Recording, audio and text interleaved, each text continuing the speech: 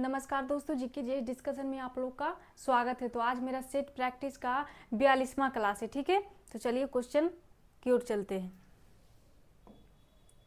चलिए, पहला क्वेश्चन कह रहा है कि अंतरिक्ष में दूरस्थ वस्तुओं को देखा जा सकता है। अंतरिक्ष में दूरस्थ वस्तुओं को किससे देखा जा सकता है? अंतरिक्ष में दूरस्थ वस्तुओं को देखा जा सकता है क्या? सूक्ष्मदर्शी यंत्र के द्वारा, या स्टेथोस्कोप के द्वारा, या दूरदर्शी यंत्र के द्वारा, या पेरिस्कोप के द्वारा। तो अंतरिक्ष में दूर स्थित वस्तुओं को देखने के लिए किसका प्रयोग किया जाता है? तो ये दूरदर्शी यंत्र का, किसका? दूरदर्शी यंत्र का प्रयोग किया जाता है। और सूक्ष्मदर्शी जो हमें आंखों से नहीं दिखती है, जो चीजें हमें आंखों से डायरेक्टली नहीं दिखती है, उसमें उसका जो होता है उसको देखने के लिए किसका? तो सूक्ष्मदर्शी यानी माइक्रोस्कोप का यूज किया जाता है। तो सूक्ष्म पदार्थ को देखने के लिए किसका प्रयोग किया जाता है? तो ये सूक्ष्मदर्शी यंत्र का। स्टेथोस्कोप की बात कर लें तो ये ब्लड प्रेशर को मापता है। क्या करता है? तो ब्लड प्रेशर को मापता है, रक्त संचार को, है ना। आप लोग को जो है कभी अगर ब्लड प्रेशर चेक करवाए होंगे तो आला, जो जिसको आला बोला जाता है, उसी के द्वारा जो है वो स्टेथोस्कोप उसी को बोला जाता है। ठीक है, तो उसको ब्लड प्रेशर मापने के लिए किया जाता है। पेरिस्कोप की बात कर ले तो पेरिस्कोप जो होता है ये क्या होता है? तो एक प्रकार का प्रकाशिकी यंत्र होता है, जिसके सहारे जो होता है वो देखने वाले छुप करके भी बाहर की वातावरण को, बाहर की जो होता है वो वातावरण को आसानी से देख सकते थे। पेरिस्कोप पनडुब्बी में इसका यूज होता है। किसमें? तो पनडुब्बी में। पेरिस्कोप का यूज कहाँ होता है? तो पनडुब्बी में होता है, पनडुब्बी में। क्योंकि पनडुब्बी जो होता है वो कहाँ रहता है? पानी के अंदर रहता है, और अपने जो होता है वो दुश्मन को देखने के लिए क्या करता है? तो ये पेरिस्कोप का यूज करता है। पेरिस्कोप की हम बात कर ले तो इसमें जो होता है कौन से दर्पण का प्रयोग होता है? पेरिस्कोप में किस दर्पण का प्रयोग होता है? ऐसा क्वेश्चन आ सकता है। तो पेरिस्कोप में कौन सा दर्पण का यूज होता है?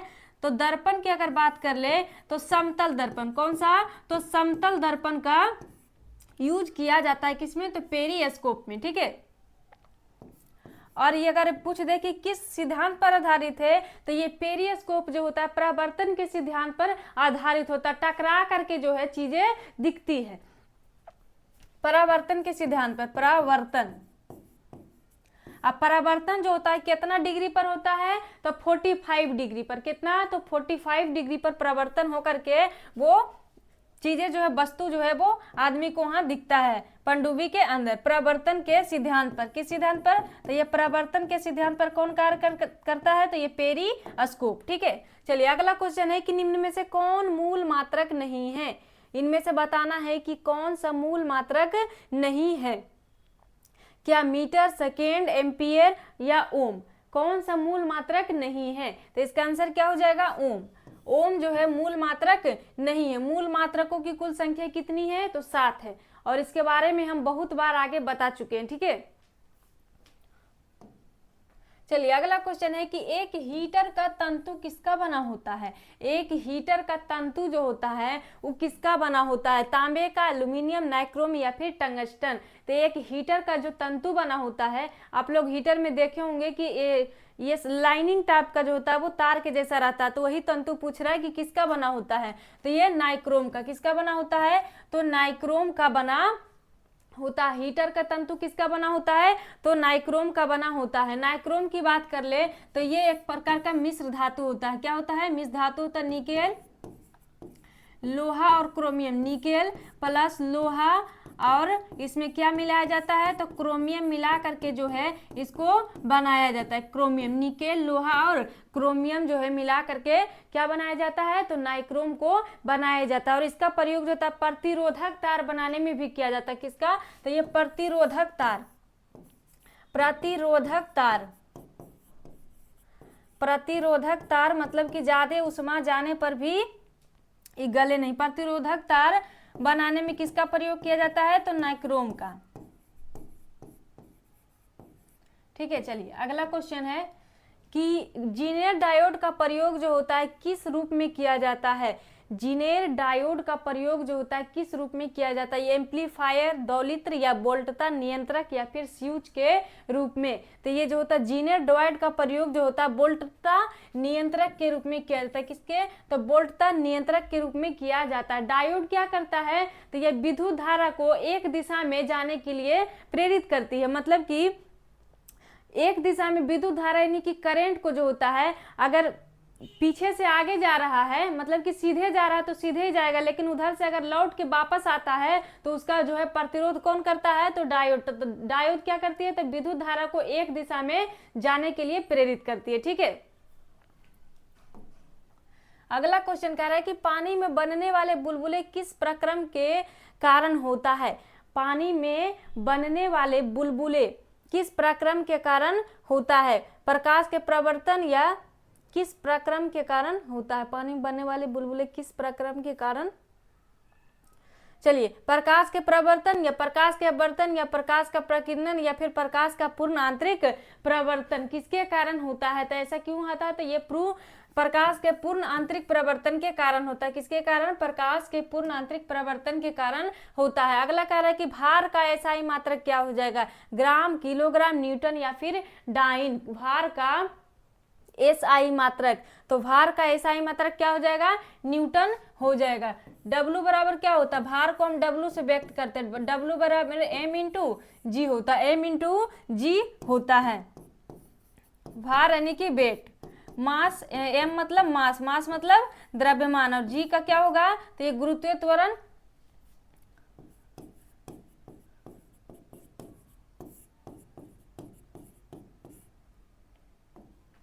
अगला क्वेश्चन है कि जब कोई वस्तु मुक्त रूप से पृथ्वी पर गिरती है तो उसकी कुल ऊर्जा क्या पहले बढ़ती है या घटती है, या फिर पहले घटती है फिर बढ़ती है, यह नियत रहती है? जब कोई वस्तु जो है वो मुक्त रूप से पृथ्वी पर गिरती है तो इन चार में से क्या होता है? तो क्या होता है? तो जब कोई वस्तु जो मुक्त रूप से, अगर मुक्त लगल रहे तो मुक्त रूप से गिरती है तो क्या होता है? तो नियत रहती। क्या? नियत रहती है।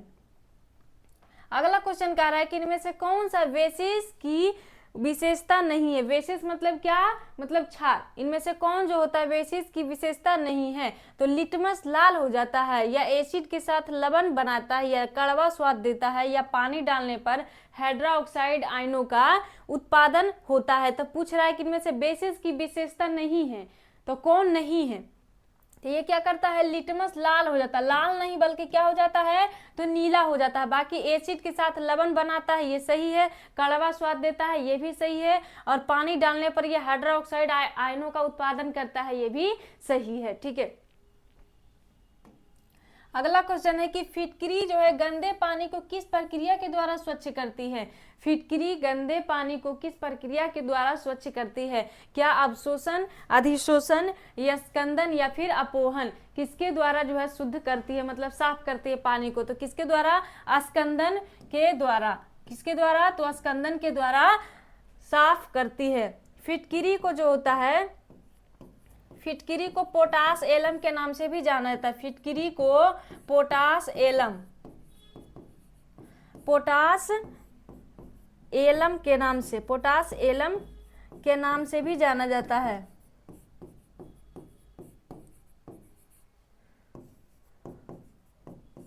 जाना जाता है। फिटकरी का कभी कभार जो होता है वो फॉर्मूला पूछ लिया जाता है। तो क्या होता है? KAL SO4 का होल 2, SO4 का होल 2 इंटू 2H2O होता है। फिटकरी का सूत्र क्या होता है? KAL SO4 का होल 2 इंटू 2H2O। तो आपको फिटकरी ना दे करके कभी कभार अगर पोटास एलम भी दे दिया जाए तो उसको हड़बड़ाना नहीं है। ठीक है, और फिटकरी का यूज जो होता है बहुत जगह चोट मोच लग जाता है तो इसका यूज किया जाता है। अगर दांत वगैरह में कोई प्रॉब्लम हो रही तब भी इसका यूज किया जाता है। अगला है कि मोती मुख्य रूप से बना होता है किसका? मोती जो होता है वो किसका बना होता है? क्या कैल्शियम ऑक्जेलेट का, कैल्शियम सल्फेट का, या कैल्शियम कार्बोनेट का, या कैल्शियम ऑक्साइड का? मोती जो होता है वो किसका बना होता है? मोती किसका बना होता है? तो मोती जो होता है वो किसका बना होता है? तो कैल्शियम कार्बोनेट का, CaCO3 का, किसका? तो कैल्शियम कार्बोनेट का बना होता है। मोती जो होता है वो कहाँ से प्राप्त होता है? तो समुद्र में जो जीव जंतु रहते हैं वो उनके जो होता है ऊतक जो होते हैं वो, ये मोती जो होता है कैसा होता है? कठोर होता है। कैसा होता है? तो कठोर होता है, कठोर होता है। और ये मुलायम ऊतक वाले, किसे? तो मुलायम ऊतक वाले जो है जीव से प्राप्त किए जाते हैं, जो कहाँ पाए जाते हैं? तो समुद्र में पाए जाते हैं। इसलिए जब आप लोग समुद्र जाते हैं, समुद्र के किनारे देखते हैं कि तरह तरह की मोतियां आप लोग को किनारा में जो है वो लगा हुआ मिलता है ना। अगला है कि किस तरल को सार्वभौमिक विलायक के रूप में जाना जाता है? सार्वभौमिक विलायक के रूप में किसको जाना जाता है? क्या पेट्रोल को, जल, अल्कोहल या फिर तरल हाइड्रोजन को? तो सार्वभौमिक विलायक मतलब क्या? कि वैसा पदार्थ जो, वैसा विलायक, विलायक मतलब क्या? जो जिसमें हम, जो अपने में किसी विलय को घोर लेता है, जैसे कि चीनी और पानी। तो चीनी और पानी में चीनी विलय हो गया और विलायक क्या हो गया? तो घोलने वाला जो है वो विलायक, और जो घुलने वाला है वो विलय कहलाता है। तो ये पूछ रहा है कि सार्वभौमिक विलायक के रूप में किसे जाना जाता है? तो सार्वभौमिक विलायक के रूप में जल को जाना जाता है। क्यों? क्योंकि जल जो होता है वो अधिक से अधिक मतलब बहुत ज्यादा चीजों को क्या करती है? तो अपने में घोल लेती है ना, इसलिए इसको सार्वभौमिक विलायक के रूप में जाना जाता है। अगला है कि नॉन स्टिक खाना बनाने वाले बर्तन को किस पदार्थ का आवरण, नॉन स्टिक बर्तन बनाने वाले में किस पदार्थ का आवरण जो होता है वो चढ़ाया जाता है या उस पर कोटिंग किया जाता है? क्वेश्चन थोड़ा सा गलत हो गया है ना। आवरण चढ़ाया जाता है किसका? टेफ्लॉन का, काले रंग का, पीवीसी का या फिर पॉलीस्टीराइन का? किसका प्रयोग किया जाता था? ये टेफ्लॉन का। किसका? तो ये टेफ्लॉन का। चलिए, हवा है, हवा क्या है? यौगिक है, तत्व है, इलेक्ट्रोलाइट है या मिश्रण है? हवा इन चार में से क्या है? तो हवा क्या है? एक प्रकार का मिश्रण है। क्या है? मिश्रण है, क्योंकि हवा में देखते हैं कि कितना सारे गैसेज मिल करके जो है हमारी हवा के यानी कि वायु का निर्माण होता है। अगला है कि जब कोयला जलता है तो क्या होता है? क्या रासायनिक ऊर्जा तापीय ऊर्जा में बदल जाती है, या हीट ऊर्जा पैदा करता है, या रासायनिक ऊर्जा को नष्ट कर देता है, या फिर इनमें से कोई नहीं? जब कोयला जलता है तो क्या होता है? तो इसमें क्या होगा? जब कोयला जलता है तो रासायनिक ऊर्जा को तापीय ऊर्जा में, रासायनिक ऊर्जा को तापीय ऊर्जा में क्या करता है? तो रासायनिक ऊर्जा को तापीय ऊर्जा में बदलती है। अगला क्वेश्चन है कि अश्निगंध हाइड्रोकार्बन किससे प्राप्त होता है?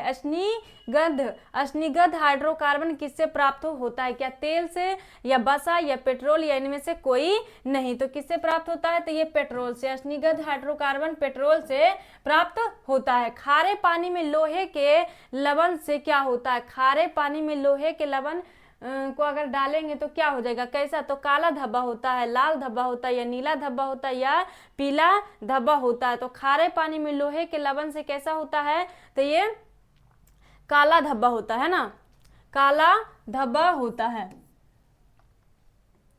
चलिए, अगला क्वेश्चन है कि सेफ्टी ग्लास को बुलेट प्रूफ ग्लास के रूप में प्रयोग किया जाता है क्योंकि उच्च तनाव को झेल लेता है, मजबूत और अग्निरोधक है, उच्च तापमान को झेल लेता है, या इनमें से कोई नहीं? एक सेफ्टी ग्लास को बुलेट प्रूफ ग्लास के रूप में प्रयोग किया जाता है। क्यों? क्योंकि ये उच्च तनाव को झेल लेता है। सेफ्टी ग्लास मतलब कि क्या? ये जल्दी टूटे उटे का नहीं है। अगर टूटता है तो बाय द वे अगर पैर उर में गड़ गया है तो उससे जो होता है ज्यादा नुकसान नहीं पहुंचता, इसीलिए तो इसका नाम सेफ्टी ग्लास है। ठीक है। अगला क्वेश्चन है प्राकृतिक पॉलीमर का उदाहरण है, बताइए कि प्राकृतिक पॉलीमर का उदाहरण इनमें से कौन है? क्या नायलॉन है, पोर्सिलेन है, या कार्बोहाइड्रेट है, या टेरिलेन है? प्राकृतिक पॉलीमर, पॉलीमर कहिए या फिर बहुलक कहिए, मतलब एक प्रकार के कई अणु मिल करके जो है वो एक जो है कार्बनिक यौगिक का निर्माण करता है, उसी को क्या कहते हैं? तो प्राकृतिक पॉलीमर कहते हैं। पॉलीमर यानी कि बहुलक कहते हैं, कई अणु मिल करके एक बहुत बड़का वो अणु बना देना। ठीक है। तो ये प्राकृतिक पॉलीमर का उदाहरण कौन है? तो ये कार्बोहाइड्रेट्स है। इसके अलावा सेल्यूलोज, लकड़ी, सेल्यूलोज लकड़ी, रेशम, ये सब जो है ये सब भी प्राकृतिक पॉलीमर का उदाहरण है। बाकी नाइलॉन, पेरिसोलेन और टेरिलीन जो होता है वो कृत्रिम है, मतलब कि ये प्राकृतिक रूप से नहीं दिया गया है। ठीक है, अगला है कि मशरूम है, क्या है मशरूम, कब क्या है, सवाल है अनावृत बीजी है, पादप है या कवक है। मशरूम क्या है, तो मशरूम जो होता है कवक यानी कि फंगस है। क्या है, तो ये मशरूम कवक यानी कि क्या है, तो फंगस है। मशरूम को जो होता है और किस नाम से जाना जाता है, तो मशरूम को कुकुरमुत्ता या फिर एग्रीकस बिस्पोरस के नाम से जाना जाता है। एग्रीकस बिस्पोरस के नाम से जाना जाता है। चलिए अगला क्वेश्चन है,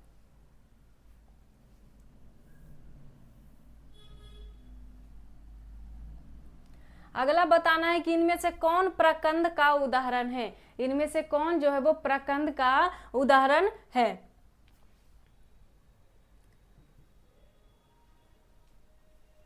इनमें से कौन प्रकंद का उदाहरण है, क्या आलू, प्याज, अदरक या लहसुन। प्रकंद का उदाहरण कौन सा है, तो ये अदरक और हल्दी जो होता है, और किसका उदाहरण होता है, अदरक और हल्दी प्रकंद का उदाहरण होता है। लेकिन आलू, प्याज और लहसुन ये तीनों क्या है, तो ये तीनों जो होता है किसका, तो तना का उदाहरण है। किसका, तो तना का उदाहरण है। किसका, तना का उदाहरण है।